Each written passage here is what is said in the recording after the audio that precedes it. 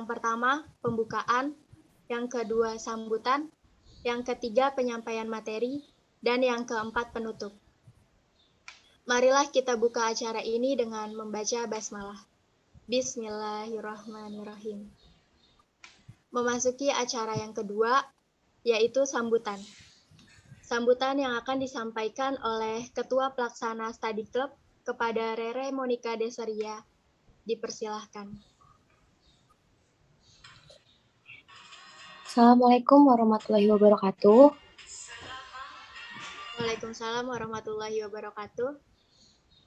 Pertama-tama marilah kita ucapkan puji syukur kehadirat Allah Subhanahu wa taala yang telah memberikan kita nikmat dan kesehatan sehingga kita dapat berkumpul pada kesempatan kali ini. Yang saya hormati Ibu Feby Amelia Edwin, SKM MKM, selaku Pembina Himpunan Mahasiswa Kesehatan Masyarakat dan sebagai pemateri pada pagi hari ini, serta yang saya hormati mahasiswa Kesehatan Masyarakat dan hadirin semua yang hadir dalam acara pagi hari ini.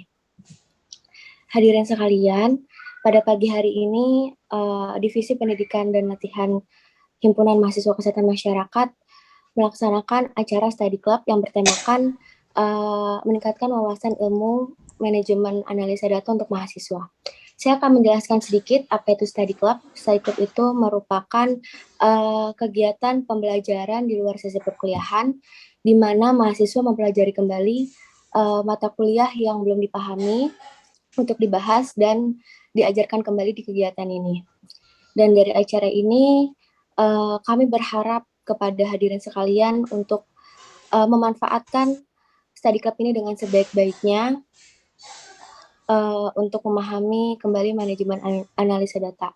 Jadi jika ada yang belum paham atau lupa, jangan takut atau malu untuk mengajukan pertanyaan. Dan semoga dengan adanya acara ini bisa membantu teman-teman untuk meningkatkan pemahaman teman-teman tentang manajemen analisa data. Terakhir, saya mau mengucapkan terima kasih sebesar-besarnya kepada Ibu Feby Amelia Edwin yang sudah berkenan hadir dalam acara ini dan bersedia menjadi pemateri pada pagi hari ini. Dan saya juga terima kasih kepada pihak yang telah berkontribusi yang mensukseskan acara ini. Demikian sambutan dari saya. Mohon maaf apabila ada kekurangan dan kesalahan dalam penyelenggaraan acara ini. Wassalamualaikum warahmatullahi wabarakatuh. Waalaikumsalam warahmatullahi wabarakatuh. Terima kasih Rere atas sambutan yang telah disampaikan. Selanjutnya memasuki acara inti. Sebelumnya rasanya udah lama banget nih nggak ketemu Bu Feby via online. Apa kabar Bu Feby? Iya, alhamdulillah baik. Azizah dan teman-teman yang lain bagaimana? Alhamdulillah baik. Sebelumnya makasih Ibu udah nyempetin waktu di acara study club ini, apalagi nih weekend. Iya, sebelumnya saya minta maaf ya, harusnya kan tahun lalu ya. Tahun lalu, jadi karena ada kendala, saya ada acara keluarga juga, jadi harus ditunda. Ya, alhamdulillah bisa saya menunaikan kewajiban saya ya sebagai narasumber pada hari ini gitu. Iya Ibu. Mungkin pasti teman-teman di sini udah nggak sabar banget nih buat dapat ilmu lebih dalam lagi tentang mandat gitu kan. Untuk mempersingkat waktu, kepada Bu Feby Amelia Edwin SKM MKM selaku narasumber, saya persilahkan. Oke, terima kasih Eliza. Baik, Assalamualaikum warahmatullahi wabarakatuh. Waalaikumsalam warahmatullahi wabarakatuh. Terima kasih banyak atas kesempatannya ya, sudah mengundang. Karena ini di luar perkuliahan, berarti kan namanya mengundang ya, mengundang saya sebagai narasumber. Waktu itu yang menghubungi saya dari pihak HMKM siapa ya, saya lupa. Oh, Mailita ya, Mailita. Nah, waktu Mailita menghubungi saya itu Mailita bilang kalau ingin ada pendalaman materi tentang mandat. Nah, karena materi mandat kan banyak ya, satu semester untuk biostatistik, satu semester untuk mandat gitu ya, padahal itu masih kurang. Saat saya S1 pun mata kuliah mandat itu 3 semester, ada mandat 1, mandat 2, mandat 3 gitu ya. Nah, sedangkan di IKI dipadatkan menjadi satu semester gitu. Jadi makanya saya tanya ke Mailita apa yang perlu yang didalami terlebih dahulu gitu ya. Jadi Mailita mungkin setelah voting dengan teman-temannya bilang materinya adalah uji validitas dan reliabilitas sama analisis data sekunder gitu ya. Nah, jadi saya sudah menyiapkan materi. Mungkin kalau untuk uji validitas dan reliabilitas, mengulang saja apa yang sudah pernah kita pelajari waktu di kelas mandat. Nanti semua materi yang akan saya sampaikan itu akan kita kaitkan dengan skripsi mungkin ya. Karena kan tujuan terdekat menggunakan analisis sekarang adalah skripsi gitu ya. Nah, sekarang kalau saya boleh tahu ini yang hadir dari prodi mana saja, tuh semester berapa saja? Prodi Gizi, Bu, semester 7. Oh, oke. Ada Kesmas, ada Gizi. Ada Kesmas juga ARS, semester 7 ya? ARS ada juga. 7, Bu. ada Kesling juga, Bu. Ada Kesling. Ini saya lihat Rizky Mulyawan, Kesling kan. Ya, Berarti selain semester 7 ada semester yang lain? 5, 3? ada Semester Bu. 5, Bu. Semester 5, Bu. Semester 5, oh ya Riri. Gizi juga ada semester 5. Semester 3 ada? Ada, Bu. Oh, ada Naila. Oke. Mungkin kalau untuk semester 5 dan 7 sudah mengenal lah ya SPSS gitu ya. Kalau semester 3 kan baru belajar biostatistik dasar mungkin. Jadi mungkin belum melihat bentuk fisiknya SPSS gitu ya. Nah, jadi nanti diikutin saja. Kalau ada pertanyaan silahkan langsung diajukan ke Aziza. Jadi untuk di awal mungkin kita mulai dulu ke uji validitas ya. Kalau analisis data sekunder itu setelah materi ini. Nah, ini sistemnya gimana? Pertanyaannya nanti di akhir dikumpulkan atau bisa di sela di sesi materi? Setelah sesi materi, Bu. Nanti dipersilahkan. Siap. Oke, kita lanjut dulu ya. Jadi materi yang pertama itu adalah uji validitas dan reliabilitas. Mungkin sudah ada beberapa yang tahu apa yang dimaksud dengan uji validitas dan reliabilitas gitu ya. Karena ini temanya adalah pendalaman dan pengulangan materi, jadi mungkin kita bisa ulang. Jadi saat kita melakukan skripsi gitu ya, hal yang terpenting dari skripsi itu kan kita akan menguji sebuah hipotesis. Kira-kira masih ingat nggak hipotesis itu apa? Dugaan. Ayo, nanti yang semester 7 saya kurangin loh nilainya. Hipotesis itu apa? Dugaan sementara ya, Bu. Dugaan sementara ya. Nah, jadi kan saat kita membuat proposal, kita mulai dari latar belakang kenapa masalah itu diteliti gitu ya, membuat pertanyaan penelitian, nanti sampai ke hipotesis, dugaan sementara apa yang akan kita simpulkan dari hasil penelitian kita gitu ya. Nah, dari dugaan itu, dari pertanyaan penelitian sama tujuan penelitian, kita akan membuat kuesioner. Jadi kuesioner itu kita butuhkan nanti untuk menjawab pertanyaan penelitian dan tujuan penelitian, yang nanti hasilnya apakah hipotesis kita diterima atau ditolak gitu ya. Nah, kuesioner ini banyak jenisnya. Ada yang kita menggunakan kuesioner yang kita buat sendiri. Misalnya kita akan membahas tentang diare. Kita cari teorinya tentang diare, kita akan buat pertanyaan misalnya apa saja gejala diare gitu ya, dari teori. Nah, itu bisa. Terus cara lain, kita bisa menggunakan kuesioner dari penelitian orang lain atau dari penelitian lembaga terkait, misalnya seperti kuesioner yang sudah dilakukan oleh Badan Litbang gitu ya, Badan Litbang Kementerian Kesehatan atau BKKBN. Nah, itu juga bisa diperbolehkan gitu ya. Itu tidak termasuk plagiat, karena yang dimaksud yang dikatakan plagiat itu ketika kita langsung mengcopy paste langsung gitu ya. Tapi kalau kita mengambil kuesionernya terus kita lakukan pengumpulan di tempat yang berbeda walaupun topiknya sama, itu masih diperbolehkan.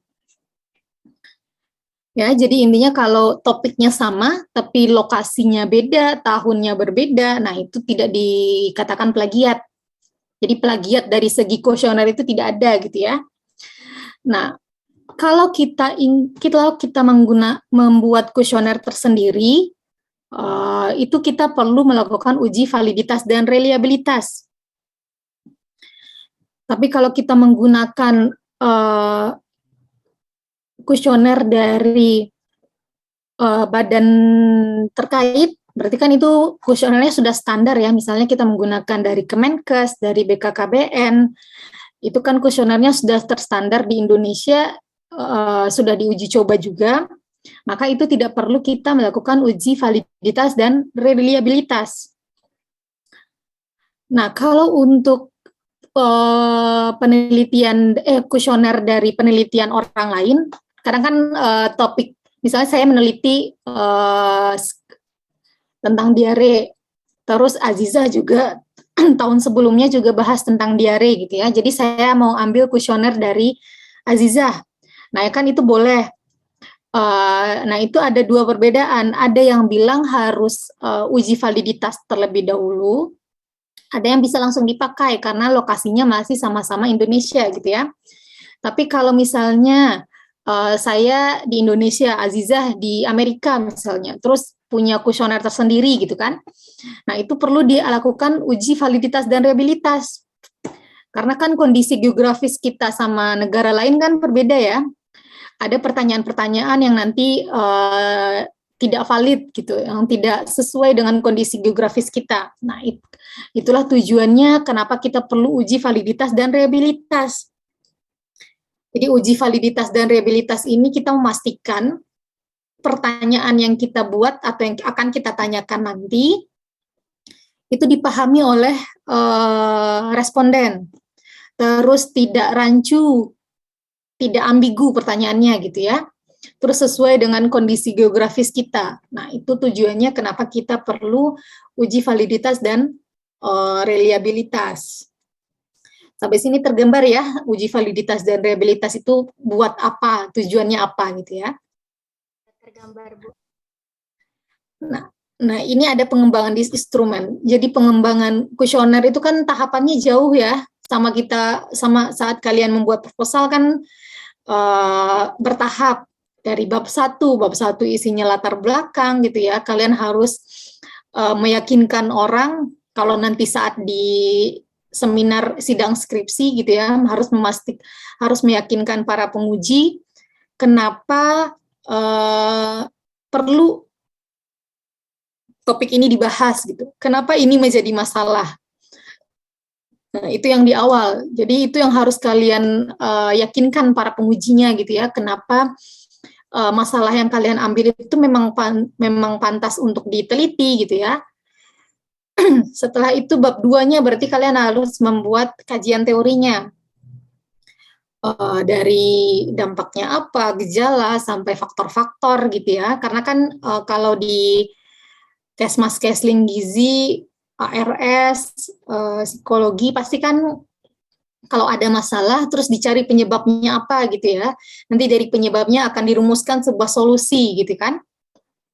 Kan tujuannya skripsi itu kan, jadi kita membuat pengumpulan data yang nanti akan merumuskan sebuah kesimpulan atau solusi apa gitu ya.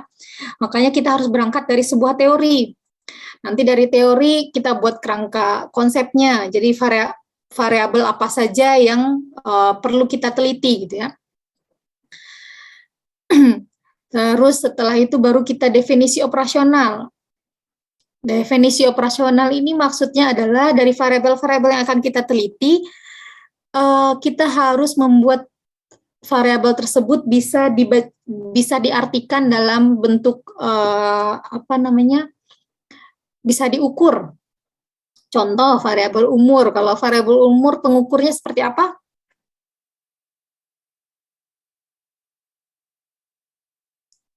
Kalau umur biasanya dihitung dari apa?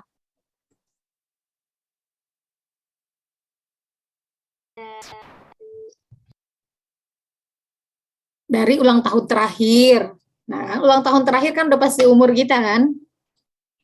Atau misalnya dari misalnya pendidikan, berarti definisi operasionalnya adalah pendidikan terakhir yang ditamatkan oleh responden kita, gitu ya. Nah, setelah definisi operasional, baru kita bisa membuat kerangka kuesionernya. Contohnya tadi umur, berarti yang kita tanyakan adalah tanggal lahir. Terus jenis kelamin gitu ya, berarti yang kita tanyakan apakah dia laki-laki atau perempuan. Mungkin tidak perlu ditanyakan ya, lihat fisiknya saja, apakah dia laki-laki atau perempuan. Kecuali kalau ada kategori ketiga gitu ya, jenis kelamin dengan kategori ketiga. Nah, jadi setiap variabel yang kita ada di kerangka konsep yang sudah kita buatkan definisi operasionalnya harus kita tuangkan lagi ke kerangka kuesioner atau ke kerangka kuesioner. Contohnya lagi misalnya pengetahuan. Pengetahuan, kita ingin melihat apakah pengetahuan ibu itu baik atau tidak gitu ya. Nah, kalau pengetahuan itu kan tidak bisa ditanyakan langsung satu pertanyaan kan. Biasanya ditanyakan, apakah ibu pengetahuannya baik, kan bukan seperti itu ya. Misalnya pengetahuan tentang DBD, berarti kan ada pertanyaan, apakah ibu penularan DBD dari A, B, C, D gitu ya. Apakah jawaban ibunya benar atau tidak. Berarti kan ada beberapa pertanyaan yang akan kita buat untuk mengukur satu skor pengetahuan. Nah, itulah yang nanti akan dikerjakan saat kita membuat kerangka kuesioner. Setelah kita membuat kerangka kuesioner, kita lakukan uji coba. Sebelum pengumpulan yang benarannya, sebelum pengumpulan yang asli, misalnya yang asli kita butuh 100 responden. Nah, saat uji coba kita akan mencari 30 responden, minimal 30 responden, dengan karakteristik yang sama. Karakteristiknya sama dengan nanti responden kita yang benerannya. Nah, kita akan tanyakan bagaimana kuesioner kita, terus nanti diuji. Nah, kita lihat pertanyaan mana yang sudah valid, pertanyaan mana yang sudah reliable gitu ya. Nah, itu yang digunakan. Jadi kalau pertanyaannya tidak valid, itu bisa dibuang. Atau kita bisa telaah lagi, misalnya pertanyaannya ternyata ambigu. Kalau misalnya dirubah kalimatnya mungkin bisa lebih mudah dipahami gitu ya. Nah, disinilah kegunaannya uji validitas. Jadi kalau sudah kita cek validitas dan reliabilitasnya, baru kita pengumpulan data dengan menggunakan kuesioner yang sudah baku. Ini kalau untuk bentuk pertanyaan sudah paham ya. Nah, selanjutnya adalah validitas dan reliabilitas. Validitas itu kira-kira masih ingat apa? Apa pengertian validitas dan reliabilitas? Akurat, Bu. Validitas itu akurat. Kalau reliabilitas? Konsistensi. Konsisten. Konsistensi. Ya, masih ingat berarti ya. Jadi kalau validitas itu kata lainnya adalah akurat. Jadi kita akan mengukur apa yang seharusnya diukur gitu ya. Jadi kalau kita ingin variabel kita umur, berarti yang kita ukur adalah umur dari tanggal lahir gitu ya. Atau misalnya kita ingin mengukur berat badan, Berarti yang kita ukur adalah berat badannya gitu ya. Jangan sampai misalnya kita ingin mengukur berat badan kan satuannya kilogram ya. Tapi yang kita entry misalnya adalah atau yang kita ukur malah tinggi badan dengan ukuran sentimeter. Itu kan beda ya. Itu kan bukan dua hal yang berbeda, berarti tidak akurat. Jadi validitas itu mengukur apa yang harusnya diukur atau akurat. Nah, kalau reliabilitas adalah kekonsistenan data. Misalnya saat kita menggunakan alat ukur, biasanya Gizi sering kan menggunakan penelitian-penelitian dengan menggunakan alat ukur, baik itu timbangan badan, terus tinggi badan gitu ya. Nah, kita harus mengecek juga alatnya itu sudah reliable apa belum. Misalnya dengan pengukuran pertama berat badan kita 50, terus berat pengukuran kedua 60 gitu ya. Berarti kan itu sudah tidak reliable, berarti alat ukurnya harus kita cek, harus dikalibrasi dulu gitu ya. Mungkin anak gizi tahu dengan kata-kata kalibrasi gitu kan. Nah, secara statistik juga bisa kita nilai validitas dan reliabilitasnya yang sudah kita pelajari di semester 5 ya, kalau nggak salah ya, di materi mandat. Nah, biasanya uji validitas dan reliabilitas ini digunakan untuk variabel-variabel yang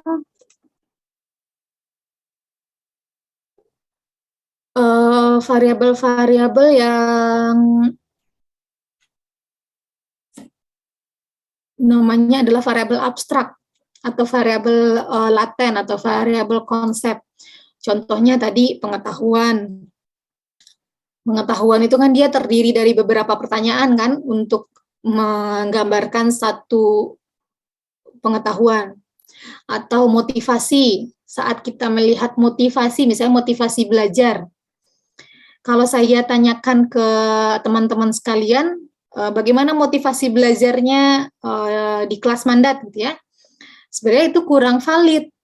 Karena kan pertanyaannya harus dijabarkan. Misalnya saya akan menanyakan dari segi materi, skala berapa yang mau dikasih nilai gitu ya, dari segi materi, dari segi penyampaian saya, dari segi kenyamanan kelas gitu ya, kebersihan kelasnya, terus sarana pendukungnya seperti proyektor. Ini kalau misalnya kita di tatap muka ya, dari proyektornya apakah sudah bagus atau tidak. Nah, berarti kan itu sudah ada beberapa indikator kan untuk melihat motivasi belajar. Nah, variabel-variabel seperti itulah yang nanti yang akan dilakukan uji validitas dan reliabilitas. Jadi kalau misalnya seperti pertanyaan kayak umur, kan itu udah pengukurannya udah pasti adalah tanggal lahir gitu kan, berarti itu tidak perlu diuji validitas lagi. Atau misalnya merokok, apakah Bapak merokok gitu ya, nah itu tidak perlu diuji validitas, karena kan jawabannya sudah pasti iya merokok atau tidak merokok atau pernah merokok gitu kan. Nah itu tidak perlu diuji validitas.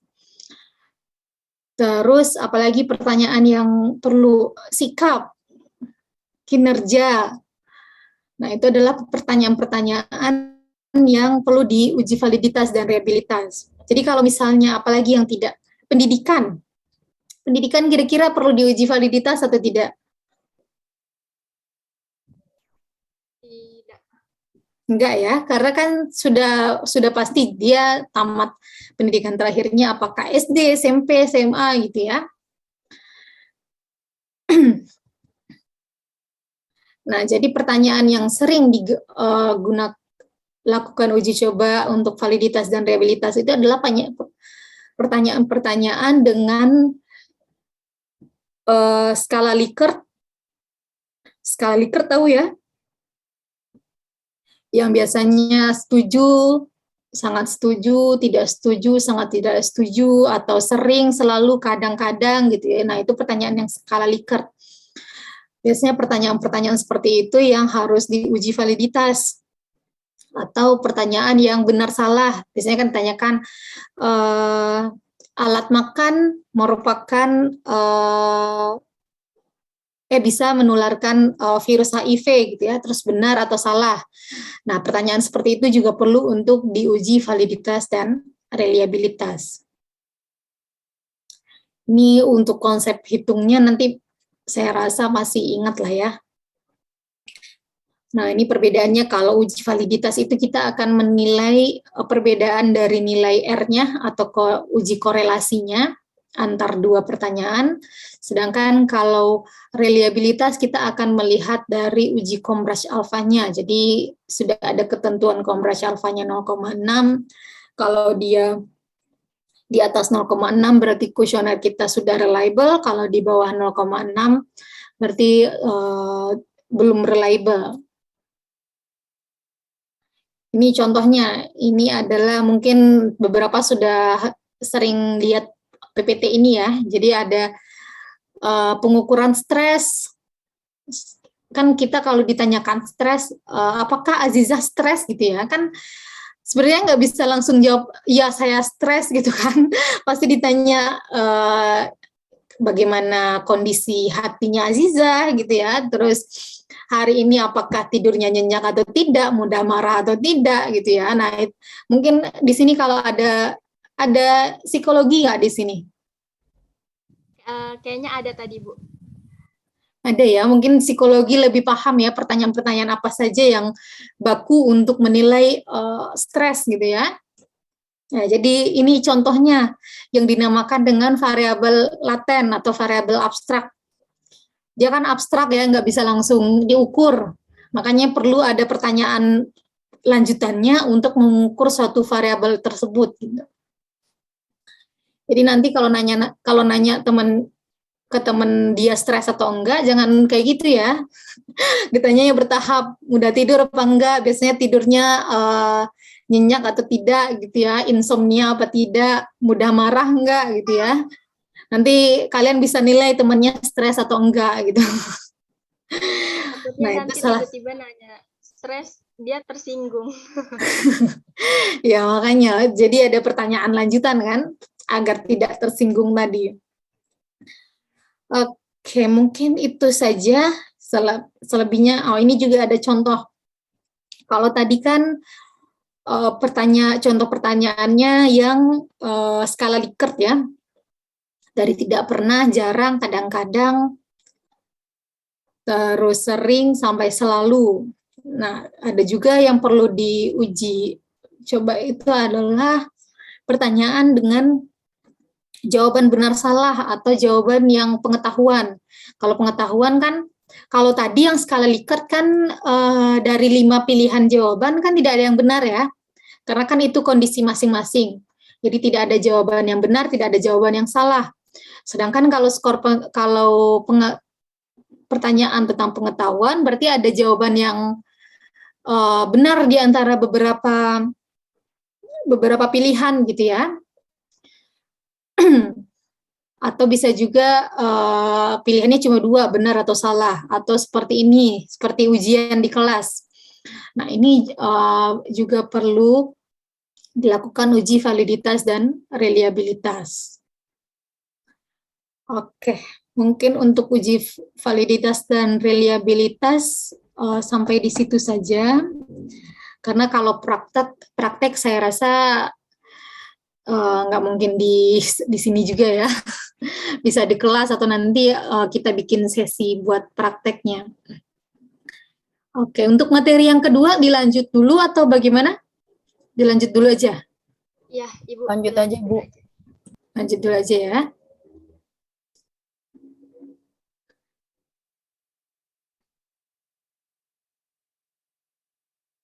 Nah, selanjutnya analisis data sekunder. Jadi ini ya lagi analisis ini lagi in ketika skripsi. Sekarang kan kalau dosennya suruh cari topik, terus lihat skripsi kakak kelasnya, ada yang menggunakan data Riskesdas gitu ya, ada yang menggunakan data-data sekunder atau data dari rumah sakit atau puskesmas. Nah, ini materi tidak kita ajarkan di perkuliahan. Jadi kalau dulu kakak kelas kalian kalau ada yang menggunakan data sekunder, itu akan saya berikan satu sesi tambahan untuk melakukan analisis data sekunder. Nah, ini materi kita yang mungkin teman-teman sudah pernah bahas, kita bahas di kelas ya. Jadi jenis data itu ada 3, ada data primer, ada data sekunder, ada data tersier. Kalau data primer itu contohnya adalah, data primer ini adalah data yang kita melakukan pengumpulan data tersendiri, kita yang mengumpulkan data sendiri gitu ya. Contohnya misalnya kalian punya kuesioner, terus langsung membagikan kuesioner tersebut ke responden. Nah, berarti data yang kita kumpulkan adalah data primer. Kalau data sekunder, kita menggunakan data orang lain, baik itu peneliti lain atau lembaga yang sudah, atau lembaga terkait. Nah, ada juga data tersier. Data tersier ini kita akan mengolah data dari data yang sudah dipublikasikan. Misalnya kita ingin mengolah tentang diare, tapi tidak mengumpulkan data sendiri atau tidak menggunakan data penelitian orang lain. Data mentah ya, tapi kita menggunakan misalnya yang sudah dipublikasikan di jurnal, deskripsi, atau artikel lainnya. Biasanya kan kalau di jurnal atau deskripsi itu kan sudah hasilnya kan ada ya, misalnya 30% kasus diare di desa A, terus nanti peneliti yang lain 20%, terus dari Kemenkes mempublikasi kalau diare itu 50% gitu ya. Nah, data itu yang kita kumpulkan nanti dianalisis, nanti ada nama analisisnya meta-analisis. Nah, meta-analisis inilah analisis yang digunakan untuk data tersier. Jadi, kalau untuk publikasi jurnal, biasanya meta-analisis itu yang sedang banyak diminati oleh pihak-pihak jurnal, karena meta-analisis itu adalah analisis tingkat tingginya. Jadi karena dia sudah merangkum beberapa kasus, nanti disimpulkan gitu ya. Jadi meta-analisis itu lebih tinggi dibandingkan analisis untuk data primer dan sekunder. Nah, ini tujuan penelitian sekunder. Penelitian sekunder itu tujuannya kita menerapkan data dari penelitian yang dahulu dengan tujuan yang berbeda. Terus memunculkan ide atau gagasan baru berdasarkan data lama. Terus melakukan pengujian atas ketidakbenaran. Terus mengekspor data dengan perspektif yang berbeda dan melakukan analisis lanjut. Contohnya, misalnya data dari Kementerian Kesehatan. Mereka misalnya sudah mempublish jumlah kasus diare 20% ya.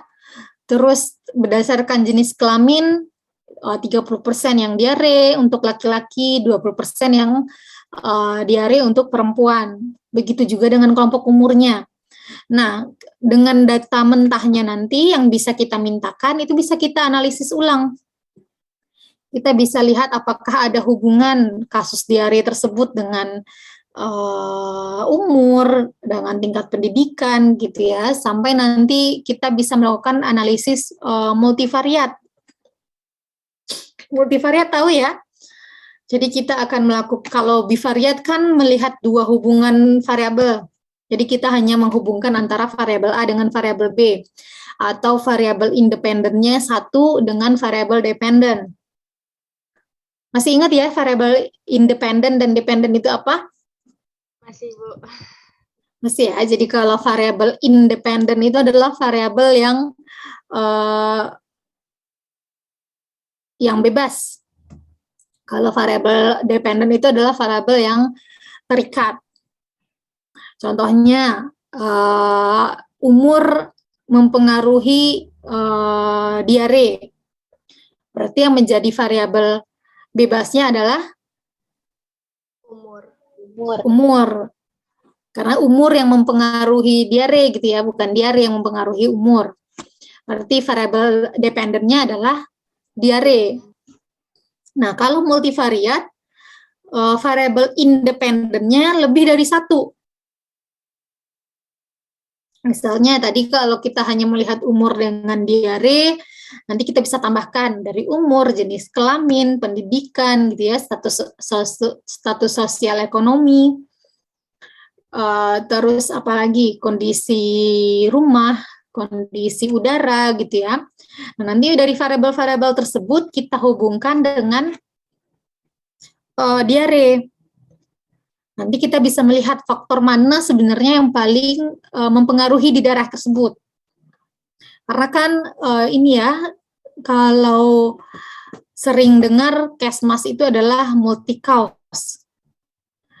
Jadi tidak bisa single cause. Jadi kalau kita memecahkan masalah di Kesmas, diare itu belum tentu karena makanan misalnya.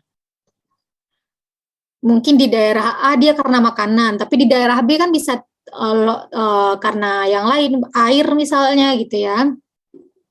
Makanya kita harus melihat dari berbagai aspek penyebabnya suatu masalah.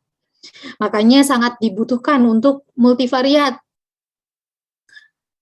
Mungkin kalau untuk S1 belum dipaksa ya, belum harus menggunakan multivariat gitu ya. Kalau nanti kalian berminat untuk melanjutkan ke S2, S3, berarti cara analisisnya sudah harus sampai multivariat gitu ya, tidak bisa hanya menggunakan bivariat.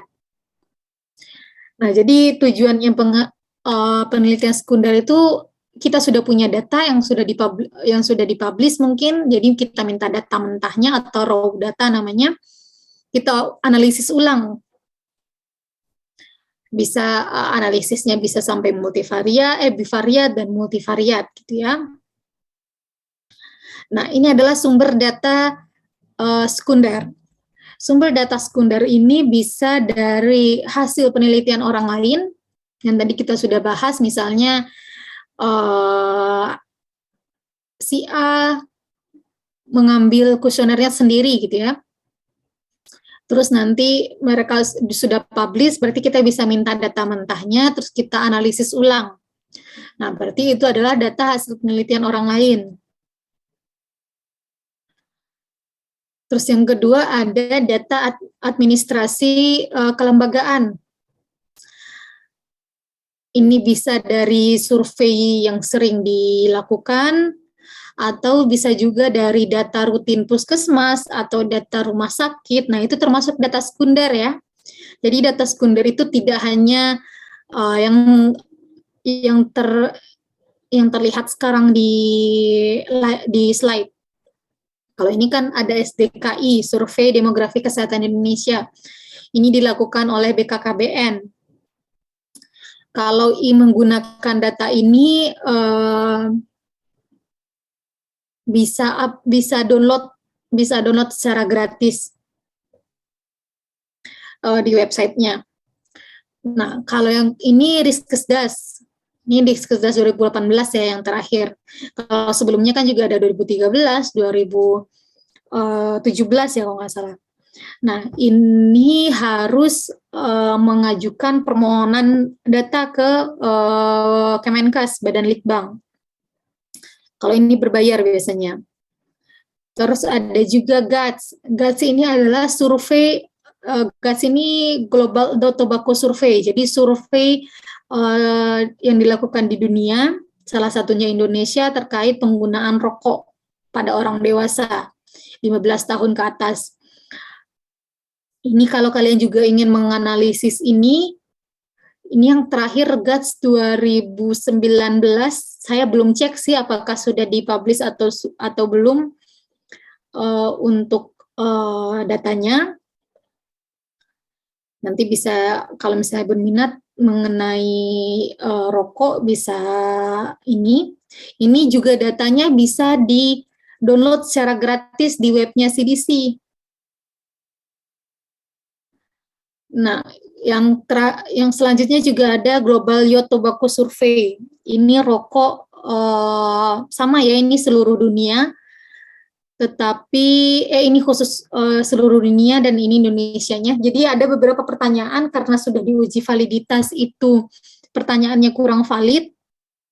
Jadi ada beberapa pertanyaan di negara lain ada, di Indonesia tidak gitu ya, karena dari segi faktanya ada beberapa produk tembakau yang di Indonesia itu tidak ada gitu. Jadi tidak ditanyakan di pertanyaan ini. Jadi kalau Global Youth Tobacco Survey ini adalah penggunaan tembakau pada remaja. Pada remaja ini untuk anak terakhir yang saya ikut itu pengumpulan datanya untuk anak SMP dan SMA. Terakhir tahun 2019. Sama GATS juga 2019. Ini data Global Youth Tobacco Survey ini sudah publish di CDC. Jadi kalau nanti ada yang penelitian ingin menggunakan data ini sudah bisa gitu ya. Apalagi datanya sudah data terbaru. Nanti bisa dilakukan analisis lebih lanjut. Kalau kakak kelas mungkin di Kesmas ya, saya nggak tahu kalau di Gizi, Kesling atau psikologi ARS, apakah ada kakak-kakaknya sebelumnya menggunakan data sekunder. Nah, kalau di Kesmas itu sudah 2 tahun terakhir ini sering menggunakan yang Riskesdas. Mungkin nanti rombongannya Azizah, apalagi Putra, bisa bervariasi gitu ya kalau menggunakan data sekunder. Mungkin bisa pakai SDKI atau Global Youth Tobacco Survey atau Global Adult Tobacco Survey. Terus ada juga STBP. STBP ini adalah survei terpadu biologis dan perilaku. Ini saya belum update lagi, yang terakhir itu adalah STBP berapa. Nah, STBP ini terkait HIV/AIDS. Jadi di sini dibahas tentang 6 kelompok risti terhadap HIV/AIDS, baik itu super truck, terus apalagi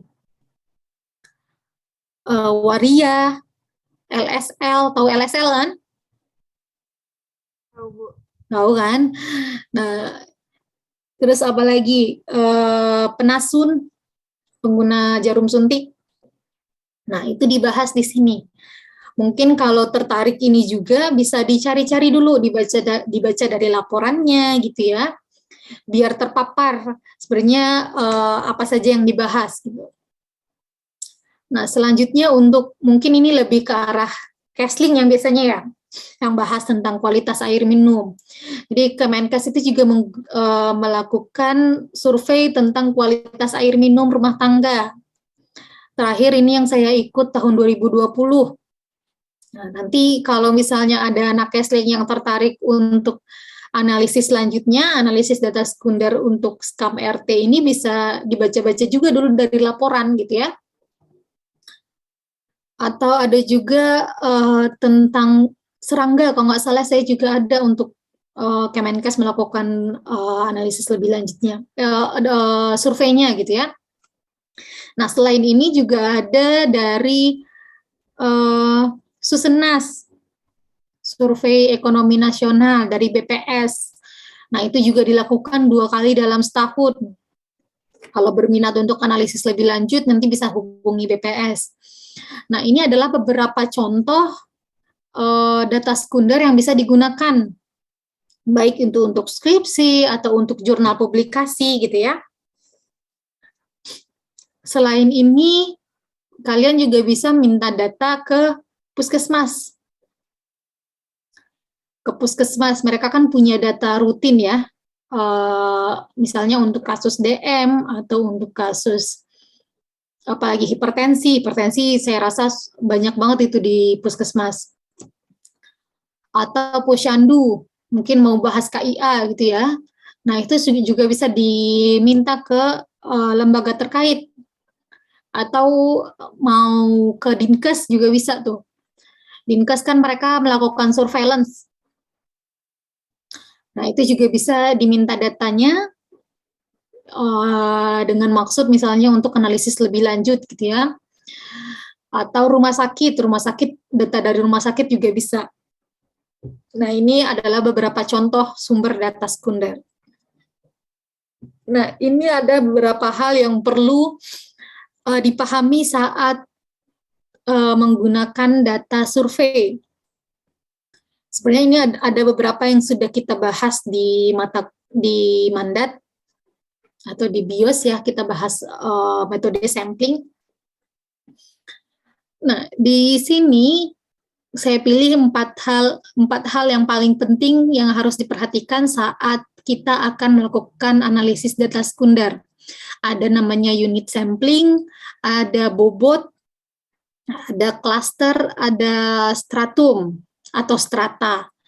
Jadi saat kita melakukan analisis data sekunder, yang perlu kita baca adalah bagaimana metode samplingnya.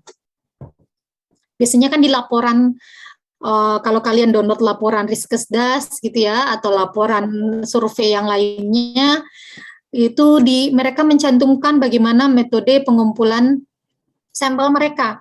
Unit samplingnya apa? Unit sampling ini adalah individu yang dijadikan sebagai tahap pertama pengambilan sampel. Misalnya kalau Riskesdas itu unit samplingnya adalah rumah tangga. Jadi yang diukur adalah rumah tangganya. Jadi yang diukur kesehatannya itu adalah satu rumah tangga gitu ya. Nah, makanya unit samplingnya adalah rumah tangga. Jadi kalau misalnya kalian melakukan penelitian sendiri, sudah pernah kan melakukan penelitian ya, saat misalnya PBL, PBL 2 belum ya, PBL 1 itu kan ambil data ya di masyarakat. Yang ditanyakan individu atau rumah tangganya? Siapa yang mau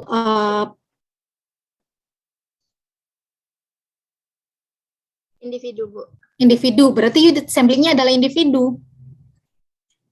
Tapi kalau misalnya anak Kessling kan biasanya yang dilihat adalah kualitas air gitu ya, atau kualitas rumah. Nah, berarti itu unit samplingnya adalah rumah tangga. Karena kan satu rumah dipakai oleh satu rumah tangga kan, bukan satu orang kan. Setiap orang di rumah itu kan pasti kualitas rumahnya atau kualitas airnya akan sama, makanya unit samplingnya adalah rumah tangga. Jadi, tapi kalau kita bahas tentang penyakit, misalnya diare, hipertensi gitu ya, itu biasanya unit samplingnya adalah individu. Paham ya, itu cara gampangnya bedakan unit samplingnya rumah tangga kah atau individu. Atau misalnya unit samplingnya kecamatan, misalnya ketersediaan tempat cuci tangan. Nah, itu bisa unit samplingnya adalah RT. Misalnya mau lihat dalam satu RT itu ada berapa tempat cuci tangan untuk mencegah COVID misalnya. Nah, itu bisa unit samplingnya dikatakan RT atau RW gitu ya. Nah, kalau klaster adalah kumpulan individu.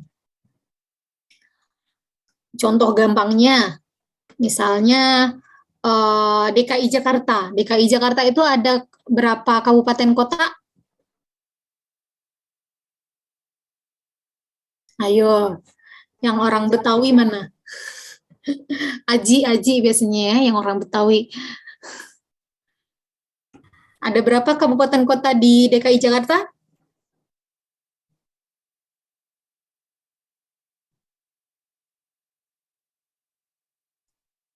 Ayo, geografisnya gimana ini? Tinggal di DKI Jakarta kan ya? Kuliah juga di DKI Jakarta. DKI Jakarta itu ada 6 kabupaten kota. Jakarta Utara, Timur, Barat, Selatan, apalagi? Pusat, sama satu lagi Kepulauan Seribu. Jadi 6 kabupaten kota. Nah, kalau satu DKI itu kita bagi menjadi 6 wilayah, misalnya 6 wilayahnya biar gampang kabupaten kota. Nah, itu klaster namanya. Jadi kalau wilayahnya itu kita bagi berarti klaster. Atau misalnya satu Jakarta Utara itu, satu wilayah Jakarta Utara kita bagi 4. Jakarta Utara bagian utara, Jakarta Utara bagian selatan, Jakarta Utara bagian barat, sama Jakarta Utara bagian timur gitu ya. Nah, itu namanya klaster. Berarti kita sudah membagi Jakarta Utara menjadi 4 klaster. Paham ya? Nah, itu yang namakan klaster. Jadi kita membagi wilayah tersebut menjadi beberapa bagian. Itu klaster. Nah, kalau strata, kelompoknya, pembandingnya, misalnya kita akan membagi ada kelompok desa atau kelompok kota misalnya. Atau berdasarkan pendidikan, mana kelompok yang pendidikannya tinggi, sedang, sama rendah. Nah, itu strata. Paham ya? Nah, sebenarnya ini nanti kalian tidak perlu pusing mana itu klaster, mana itu strata. Nanti saya lihatkan bentuk datanya di SPSS. Sebenarnya mereka sudah menyiapkan suatu variabel yang strata dan klasternya, gitu ya. Jadi ini cuma pemahamannya saja, klaster itu apa, strata itu apa, gitu ya. Nah, yang terakhir bobot. Ini mungkin kalian baru pertama kali mendengar bobot dalam mata kuliah mandat ya. Nah, bobot ini digunakan untuk menyamakan probabilitas terpilihnya responden. Masih ingat kan ya? Ada populasi, ada sampel. Sampel itu adalah bagian dari populasi, gitu kan? Nah, saat kita milih sampel, kita harus memastikan setiap orang yang ada di populasi tersebut memiliki kesempatan yang sama menjadi sampel. Paham nggak kata-kata saya? Jadi kita harus memastikan responden yang terpilih itu memiliki peluang yang sama terpilih menjadi sampel. Jadi kalau misalnya ada populasinya ada 2, dipilih 1, berarti kan peluang dia terpilih menjadi responden kan setengah ya. Nah, kalau banyak berarti kita harus memastikan, makanya nanti kita perlu menghitung bobot. Bobot ini agar kita bisa menyamakan probabilitasnya. Karena kan di lapangan kan kita tidak bisa memastikan secara pasti apakah peluangnya sudah sama atau belum gitu ya. Nah, makanya perlu ada bobot. Sebenarnya ini juga tidak perlu dipusingkan sih, bobot itu apa. Kalau mau belajar cara menghitungnya juga nanti bisa, tapi kalau untuk menggunakan data sekunder, pihak atau yang menyediakan datanya itu sudah memberikan variabel ini. Yang perlu kalian tahu nanti akan ada, yang perlu dipahami nanti ada istilah-istilah ini gitu ya, yang akan diperhatikan saat menggunakan data sekunder.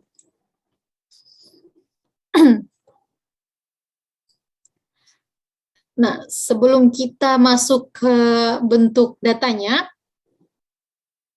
ini yang perlu diperhatikan saat menggunakan data sekunder.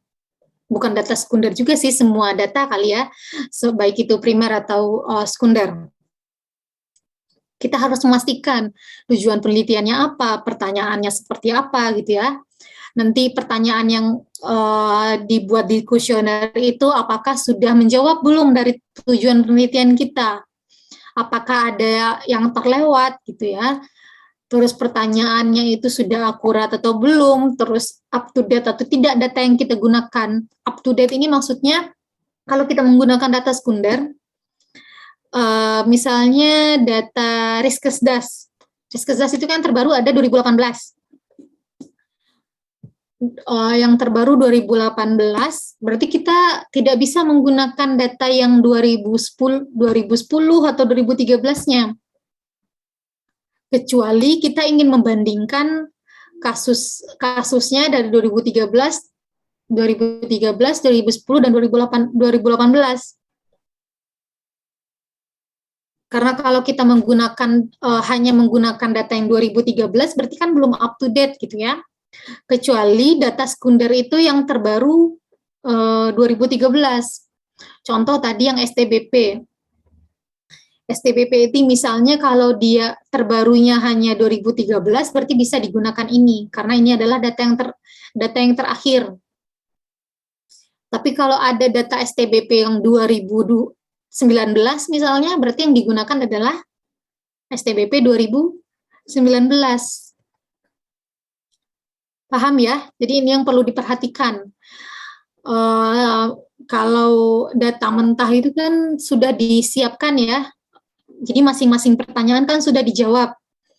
Nah, berarti yang harus dicari itu bagaimana variabel kita itu di pertanyaan mana ada yang ada.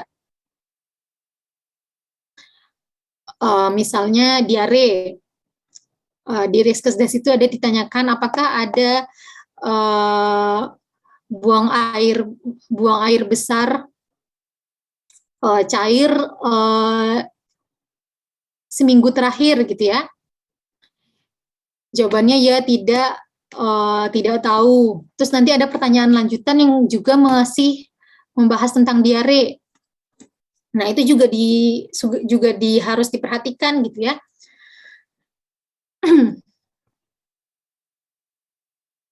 Nah, ini adalah contoh data Riskesdas. Tapi kalau ini sebenarnya bukan data yang dipakai sama Dwi ini yang sudah dia buang-buang ya beberapa pertanyaan lainnya. Jadi sudah dia ganti nama variabelnya. Nah, di data Riskesdas ini sudah disediakan. Mungkin lihat ya, ada weight, ada PSU, ada strata, ya kan? Nah, ini yang tadi saya bilang, ini yang harus diperhatikan ketika kita menggunakan data sekunder. Kalau misalnya nanti saat meminta data ke pihak terkait seperti Kemenkes, BKKBN gitu ya, kalau misalnya weight PSU stratanya tidak ada, tolong ditanyakan lagi. Mungkin mereka lupa mengkopikan gitu ya, atau terhapus oleh mereka gitu ya. Ini tolong ditanyakan kalau misalnya nanti menggunakan data sekunder. Ini yang Riskesdas 2018. Ini yang data SDKI.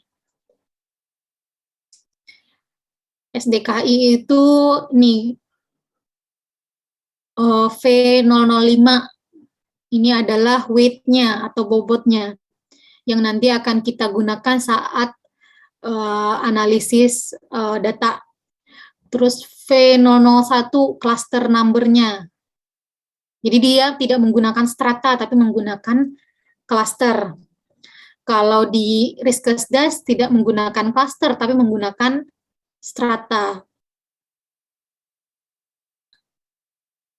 Nah, ini yang GATS 2011. Karena saya belum download yang GATS 2000 yang terakhir ya. Nah, sudah disediakan juga bobot, cluster, strata yang nanti kita gunakan saat analisis data sekunder. Ini ya, ini perbedaannya. Kalau mungkin kalian masih ingat, kan kita biasanya kalau analisis itu kan di bagian deskriptif ini ya. Nanti bisa dipilih frekuensi, deskriptif atau cross tab kan? Ya, Bu. Masih ingat ya? Atau yang kompermin yang untuk t-test. Nah, kalau kita menggunakan analisis data sekunder, kita tidak main di sini lagi, tidak main di deskriptif statistik. Kita main di yang namanya kompleks sampel. Karena kan sampelnya lebih kompleks ya. Analisis data survei itu biasanya dia pengambilan sampelnya bertahap. Karena kan biasanya ruang lingkupnya kan Indonesia. Indonesia kan tidak mungkin semua masyarakatnya ditanyakan kan, akan menghabiskan waktu dan biaya yang sangat banyak. Makanya perlu sampling. Nah, biasanya samplingnya itu bertahap. Dari provinsi dulu, terus nanti dari provinsi dipilih lagi kabupaten, nanti dari kabupaten pilih lagi kecamatannya. Tidak semua kecamatan, biasanya kecamatan-kecamatan terpilih saja gitu ya. Terus nanti dari kecamatan dipilih lagi, misalnya 30 rumah di kecamatan itu. Makanya sampelnya agak kompleks, makanya perlu bobot untuk menyamakan tadi probabilitasnya gitu ya. Nanti di kompleks sampel inilah kita akan bermain bagaimana mengeluarkan deskriptifnya, frekuensinya gitu ya, cross step-nya, sampai nanti regresi. Nah saat kita kompleks sampel ini, di sini kan ada ini ya, prepare for analysis. Jadi sebelum kita melakukan analisis itu kita perlu prepare dulu. Prepare itu apa? Prepare itu kita akan menyiapkan stratanya apa, klasternya apa, bobotnya. Jadi dari variabel yang sudah disediakan, kita masukkan stratanya, terus klasternya, kalau di sini menggunakan PSU, terus ada weight-nya atau bobotnya. Nanti kalau sudah baru bisa menggunakan menu di bawahnya yang frekuensi deskriptif sama cross step. Oke, mungkin untuk di awal pengenalan analisis data sekunder segitu dulu ya. Nanti kalau misalnya, ini kan banyak yang semester 7 ya, kalau misalnya skripsinya nanti menggunakan data sekunder, mungkin kita bisa buat lagi satu sesi langsung praktek menggunakan bagaimana menggunakan analisis data sekunder gitu ya. Oke, mungkin sampai di situ saja. Terima kasih banyak. Saya kembalikan kepada Aziza. Baik, terima kasih Bu Feby atas materi yang disampaikan. Udah mulai kebayang belum nih teman-teman gimana pusingnya? Apalagi untuk mahasiswa tingkat akhir nih, udah tinggal 1 semester lagi gitu kan. Seperti yang dibilang Rere gitu kan, kalau misalkan tujuan diadakan ini buat memahami kembali tentang mandat, tapi tadi ini kan lebih ke materi yang kedua ini kan belum pernah disampaikan gitu kan. Apalagi di sini banyak mahasiswa tingkat akhir nih, kira-kira ada yang ingin ditanyakan atau materi yang belum dipaham bisa langsung open mic atau bisa tulis di kolom chat.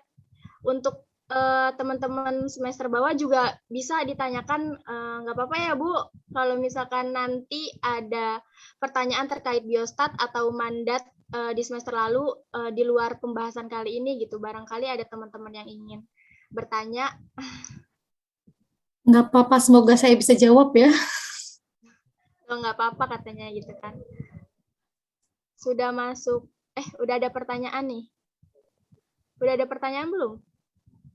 Nggak apa-apa nih, ayo teman-teman bisa langsung open mic atau bisa tulis di kolom chat.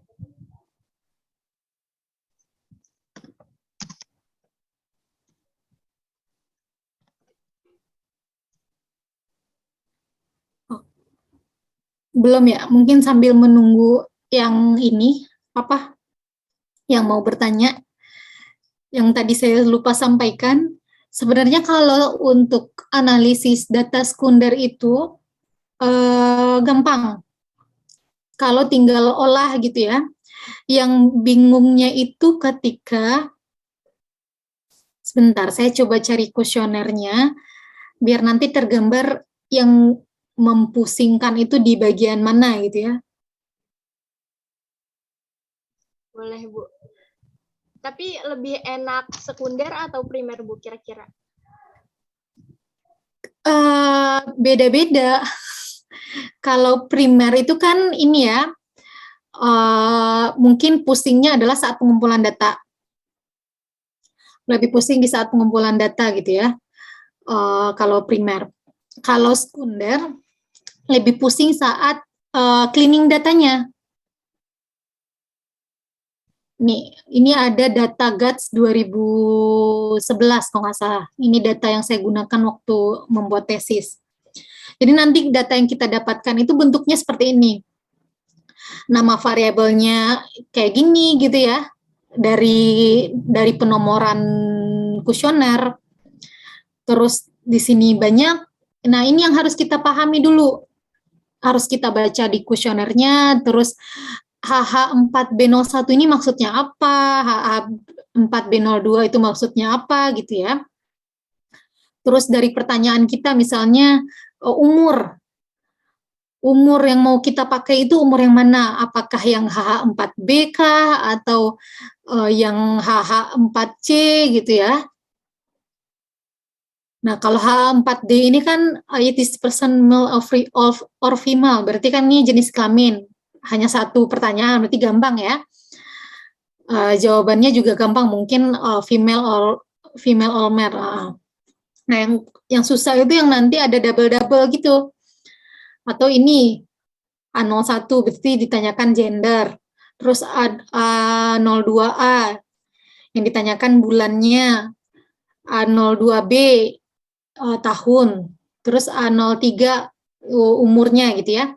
Nah, nanti di A03 ini bisa jadi ada yang kosong kan? Ada yang missing kayak gitu kan?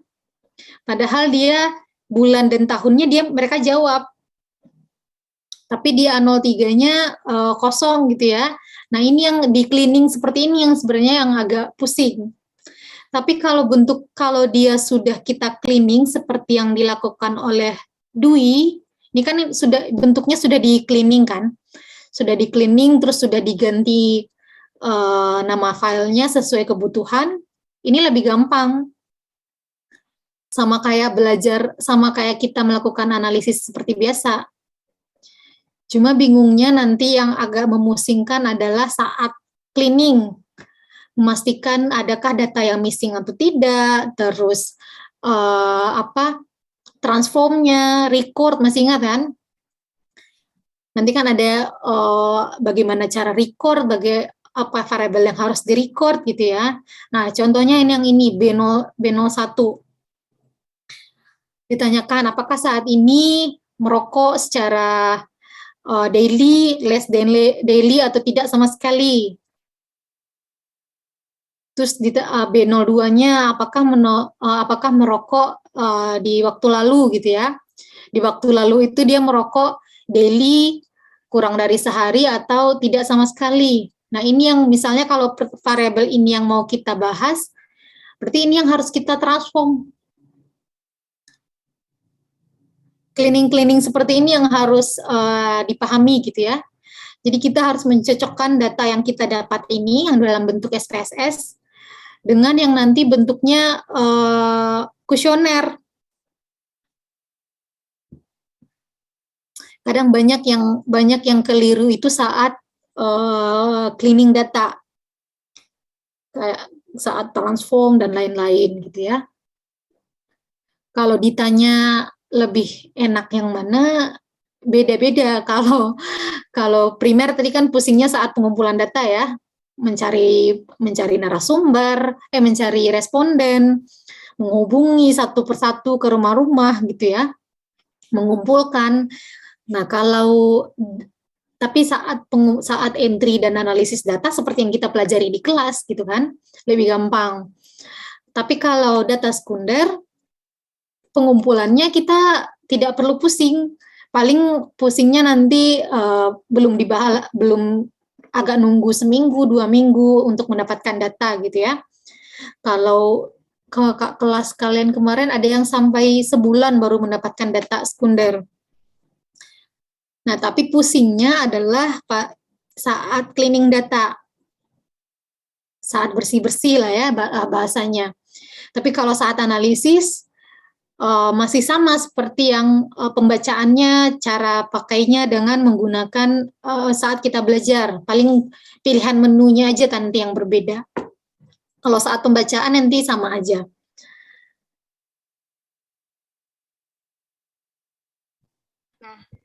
itu tadi sambil ngisi waktu. Sampai sini kira-kira udah ada belum nih yang mau ditanyain? Ayo silahkan. Ini udah paham semua? Atau bingung semua ya? Atau makin nggak mau pakai data sekunder? Wah, iya tuh, bisa jadi, Bu. Makin takut skripsi ya? Aku tapi harus dihadapi nih, Bu, udah semester depan. Iya, kalau nggak mungkin ngulang dari satu lagi kan? Oh iya, Bu, kalau misalkan emang nggak ada yang ditanya, coba deh saya yang nanya. Berarti mau primer atau sekunder, kemungkinan terjadi missing itu ada ya, Bu? Ada. Tapi kalau data sekunder itu, kalau data primer kan missingnya mungkin Saat penginputan. saat penginputan atau saat pengumpulan data. Kalau misalnya kita pengumpulan data menggunakan kuesionernya kita sebar seperti itu aja, misalnya ibu-ibunya dikumpulin terus kita sebar gitu kan, nah itu kan tingkat missingnya tinggi, karena kan kita tidak bisa mantau apakah ibunya sudah jawab setiap pertanyaan atau belum gitu ya.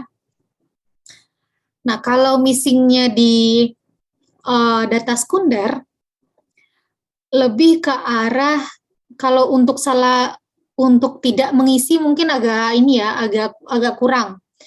Tapi mungkin yang akan membingungkan adalah untuk missing pertanyaan lompatan. Kadang kan kalau kita misalnya di kuesioner, bentar saya coba cari kuesioner ini ya.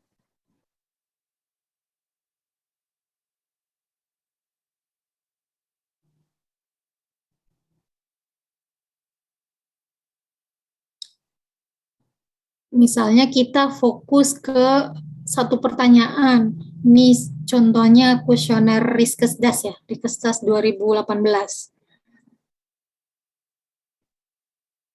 Nah, ini contohnya yang paling terdekat, ISPA. Lihat ya, kegedean ya. Yang ini yang bagian A. Misalnya kita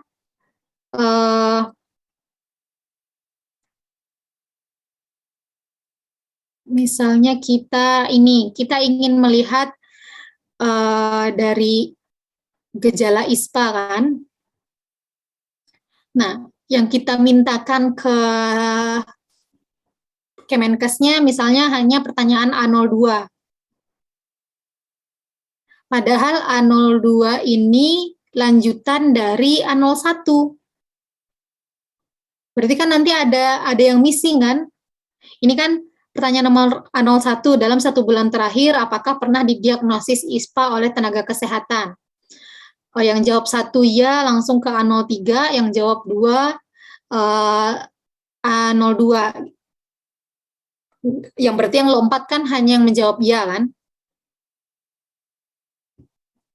Mungkin dia tidak pernah didiagnosis ISPA oleh tenaga kesehatan. Bagi yang jawab tidak, misalnya dia tidak didiagnosis ISPA oleh tenaga kesehatan, tetapi gejalanya sudah mirip dengan ISPA. Misalnya dia demam, terus batuk kurang dari 2 minggu iya, pilek iya, sakit tenggorokan iya, berarti kan dia gejalanya sudah ISPA. Tetapi mungkin belum pernah ke dokter dan belum pernah didiagnosis ISPA gitu ya. Jadi kalau kita hanya mengambil yang pertanyaan A02, berarti kan yang menjawab A01 di A01 hilang. Atau misalnya kalau kita hanya mengambil pertanyaan A01, berarti yang menjawab yang jawabannya satu dan 2 aja kan, berarti yang jawab tidak yang ternyata mungkin dia ada gejala ISPA juga tidak bisa kita ambil gitu. Makanya nanti kalau kalian membuat definisi operasional, misalnya ingin melihat apakah ISPA atau tidak, maka 2 pertanyaan ini harus diambil. Nanti kita bisa transform. Jadi ISPA-nya itu adalah ISPA yang dia didiagnosis oleh tenaga kesehatan, dan ISPA ya, dan orang yang gejala ISPA-nya dan orang dengan gejala ISPA walaupun belum didiagnosis oleh tenaga kesehatan. Jadi jangan diambil salah satu, ini salah satu contohnya, paham ya? Atau bingung? Tapi lebih ke compute gitu nggak sih, Bu? Iya, compute. Transform yang compute-nya. Makanya kalau ingin analisis data sekunder, harus baca dulu kuesionernya. Jadi saat membuat definisi operasional itu harus berbarengan dengan membaca kuesioner. Kalau enggak, nanti ada yang ada yang terlepas gitu loh, ada yang kurang. Kalau kurang berarti nanti penggambarannya juga akan berbeda kan? Gimana Aziza, terjawab pertanyaannya? Terjawab, Bu. Ini udah masuk satu pertanyaan dari Raras Wihang. Assalamualaikum Bu, saya Raras dari Prodi ARS, izin bertanya, tips atau cara input data agar tidak terjadi kesalahan pada saat mengisi, bagaimana ya Bu? Soalnya datanya terlalu rumit, katanya ya Bu. Data terlalu rumit ini yang seperti apa? Kalau untuk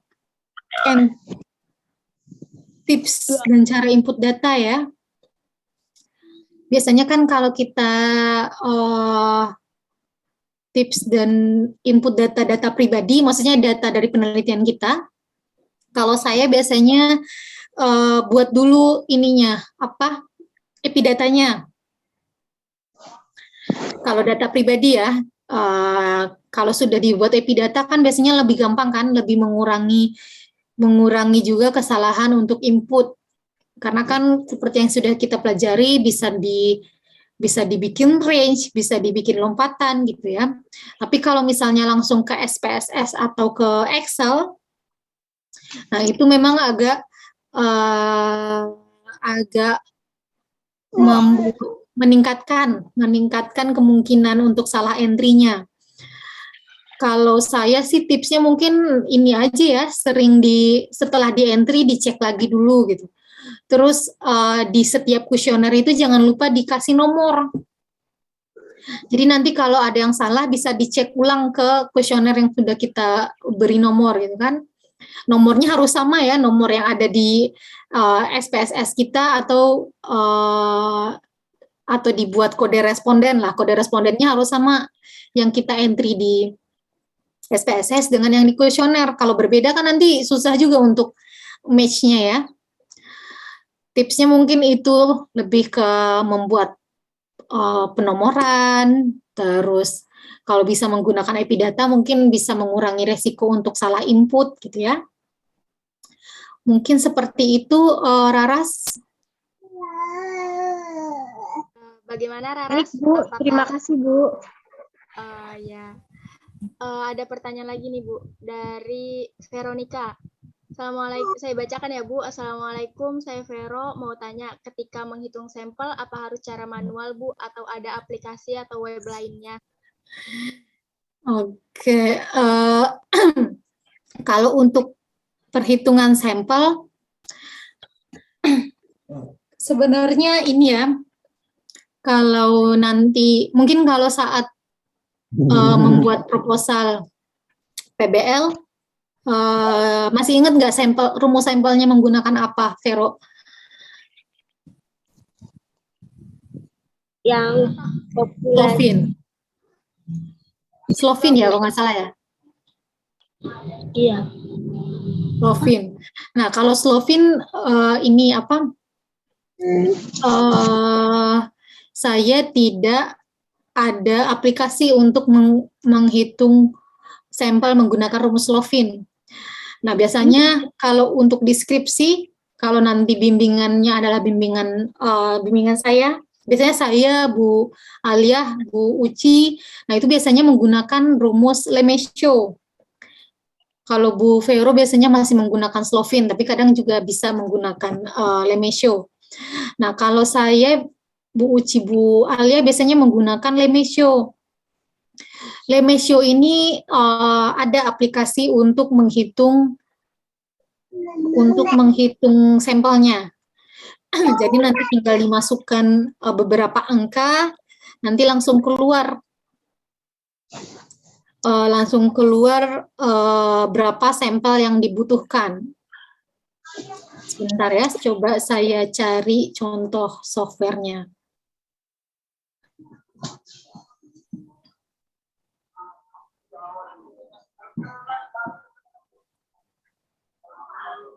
Ini sebenarnya ada beberapa untuk menghitung sampel, tapi saya jarang pakai yang sering saya pakai itu adalah sample size.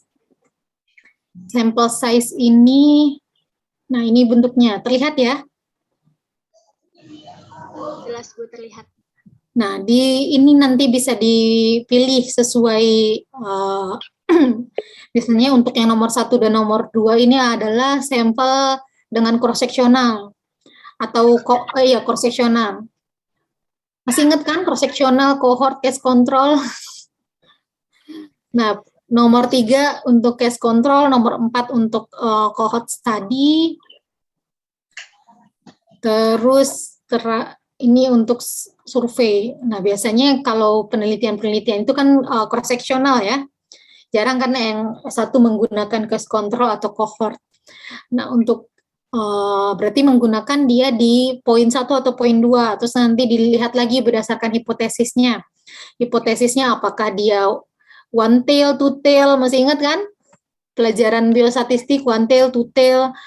Nah, itu nanti akan membedakan juga rumus yang akan kita gunakan. Biasanya kan menggunakan yang 2.2b ini. Nah, nanti tinggal dimasukkan alfanya berapa, terus power test-nya berapa, terus P1-nya dari penelitian sebelumnya berapa, P2-nya berapa, nanti tinggal keluar angkanya. Misalnya P1-nya 0,03, P2-nya 0,5, nah 0,4, berarti keluar N-nya. Sampel yang kita butuhkan adalah 24 responden. Ibu maaf, slide-nya nggak keganti. Oh, nggak keganti ya? Ya. Bentar. Saya harusnya ini ya, share screen. Nah, ini terlihat. Nah, iya baru terlihat. Nah, ini ya, tadi poin 1 dan poin 2 ini biasanya untuk cross-sectional, terus poin 3-nya untuk case control, poin 4-nya untuk cohort. Nah, biasanya kan kalau penelitian kita kan pakai case control ya, jarang kan penelitian S1 case control atau cohort. Nah, nanti pilihannya itu ada 1B sampai 13, terus 2A, 2 sampai 22D. Nah, ini berdasarkan jenis populasinya dan tujuannya. Tujuan kita apakah untuk mengestimasi saja, melihat gambaran, atau tujuan kita sampai untuk membuktikan hipotesis, melihat hubungan. Kalau melihat hubungan berarti kita menggunakan 13A, 13B, atau 22A atau 22B. Nah, 22A, 22B, atau 13A, 13B ini dibedakan lagi apakah kita menggunakan one tail atau two tail gitu ya. Mungkin nanti silahkan dilihat lagi materinya one tail, two tail itu apa. Nah, biasanya yang sering digunakan itu adalah 2.2b. 2.2b ya. Nah, ini. Nah, di sini tinggal masuk alfanya, biasanya kita menggunakan 5%, terus power test-nya berarti kalau di sini sudah 5%, berarti di sini power test-nya adalah 95. P1, P2 ini adalah proporsi yang kita dapatkan dari penelitian sebelumnya. Nanti kita bisa nanti sesi berikutnya bisa kita bahas lebih lanjut P1 apa, P2 apa gitu ya. Misalnya P1 itu adalah 0,3, P2-nya 0,4. Nah, berarti di sini didapatkan langsung N kita. N-nya adalah 29, berarti kita membutuhkan 29 responden untuk penelitian ini gitu. Jadi ini aplikasi yang bisa digunakan untuk menghitungnya gitu ya. Jadi tidak perlu dihitung satu-satu ya. Mungkin Vero berniat untuk menghitung satu-satu dulu. Gimana tuh Vero? Atau jawab ya Vero ya. Sebenarnya ada beberapa lagi. Cuma saya jarang menggunakan ini juga, jadi belum terlalu paham cara penggunaannya. Yang sering saya gunakan adalah yang sample size. Mungkin nanti bisa di-share kali ya, Bu, gitu kan. Bisa. Sebenarnya minta ke kakak kelas kalian juga bisa sih. Soalnya saya sudah pernah share ke rombongannya Farah sama rombongannya siapa yang baru lulus? Rombongannya Nah, Uli. Itu mereka juga sudah pernah saya share aplikasi ini. Baik, Bu. Gimana Terima kasih. nih? Untuk teman-teman, ada lagi yang mau ditanyain nggak? saya mau nanya, Ya, silakan Rere. Ibu, jika ada pertanyaan yang nggak valid, tapi sedangkan kita butuh pertanyaan itu tuh gimana, Bu? Oh, oke. Nah, sebenarnya yang pertama perlu kita apa namanya? eh, yang perlu kita tekankan. Yang perlu kita tekankan di sini ada dua hal ya, ada teori, ada statistik. Statistik ini adalah alat yang menunjang teori gitu kan, bukan teori yang menunjang alat kan. Nah, pertanyaan yang kita buat yang akan kita uji valid itu kan berdasarkan teori. Nah, kalau misalnya ada beberapa pertanyaan yang tidak valid setelah kita uji secara statistik, kita kembali lagi ke teorinya. Kalau misalnya pertanyaan itu memang sangat penting akan menggambarkan pertanyaan tersebut, berarti kita cek redaksinya saja. Mungkin ada yang dirubah kalimatnya yang agar lebih mudah dipahami gitu. Tapi nanti saat kalian membuat hasil harus dijelaskan kalau misalnya pertanyaan tersebut penting secara substansi gitu ya, atau secara substansi menggambarkan variabel ini gitu. Makanya kalau misalnya hasil penelitiannya nanti juga tidak berhubungan, jangan kecil hati gitu ya, karena kan statistik ini alat. Jadi bagaimana cara kalian membuat argumentasi kenapa tidak berhubungan gitu, atau kenapa tidak valid pertanyaan tersebut. Gitu.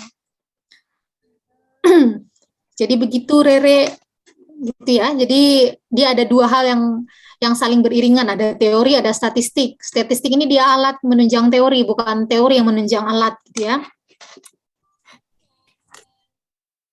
Baik, Bu. Terima kasih. Ya, oke. Mungkin satu pertanyaan lagi kali ya. Mengingat waktunya. Ini ada yang mau ditanyain lagi nggak? Mungkin dari teman-teman adik tingkat juga terkait biostat, boleh ditanyain gitu. Atau udah pusing duluan nih, dapat gambaran gimana nanti belajar mandat. Tenang, mandat nggak sesusah itu kok. Nih tanya kakak kelasnya nih kayak Kak Mailita, Dinda, Rere, Vero tuh. Itu nggak susah kok. Beda Aziza. Kalau Aziza dulu online atau offline? Udah offline kan? Online, Bu. Kita masih online satu semester. Online ya? Ya. Berarti zamannya offline sebelumnya ya? Rombongannya Uli berarti ya? Iya, betul, Bu. Nah, gimana nih? Kayaknya nggak ada pertanyaan lagi ya? Mungkin kalau emang nggak ada pertanyaan, sebelum acara ini ditutup, kayak ada baiknya kita dokumentasi dulu. Teman-teman yang belum on cam, bisa on cam sebentar, kita dokumentasi. Bisa tolong dibantu oleh Rere buat screenshot. Iya, boleh. Ada 2 slide ya. Siapkan gaya terbaik. Slide pertama, 1, 2, 3. Slide kedua, 1, 2, 3. Oke. Terima kasih Rere. Tibalah kita di penghujung acara. Terima kasih banyak Bu Feby udah bagi ilmu ini. Kayaknya tuh manfaat banget gitu Bu. Apa yang disampaikan udah dapat gambaran juga. Terus terima kasih juga udah bersedia kita ganggu di waktu weekend gitu kan. Terima kasih buat teman-teman juga yang udah join. Semoga ilmu yang didapat pada hari ini bisa bermanfaat gitu kan ke depannya. Berarti izin konfirmasi nih Bu, kalau misalkan kita ada satu kelas lagi buat praktek, berarti bisa ya Bu? Bisa, tapi untuk praktek mungkin saya lebih menyarankan kalau saat kalian sudah ada data, misalnya ada beberapa yang mengambil skripsi temanya data sekunder, nanti bisa kita langsung latihan menggunakan data itu gitu. Soalnya kalau pakai data yang sudah ada, bisa juga sih, nanti bisa diatur lah ya, bagaimananya. Ya, terima kasih sebelumnya. Saya mewakili panitia menyampaikan mohon maaf apabila ada salah kata dan perbuatan. Akhir kata, wassalamualaikum warahmatullahi wabarakatuh.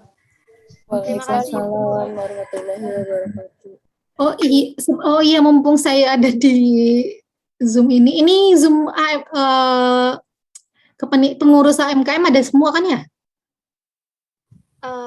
Ada. Putranya ada?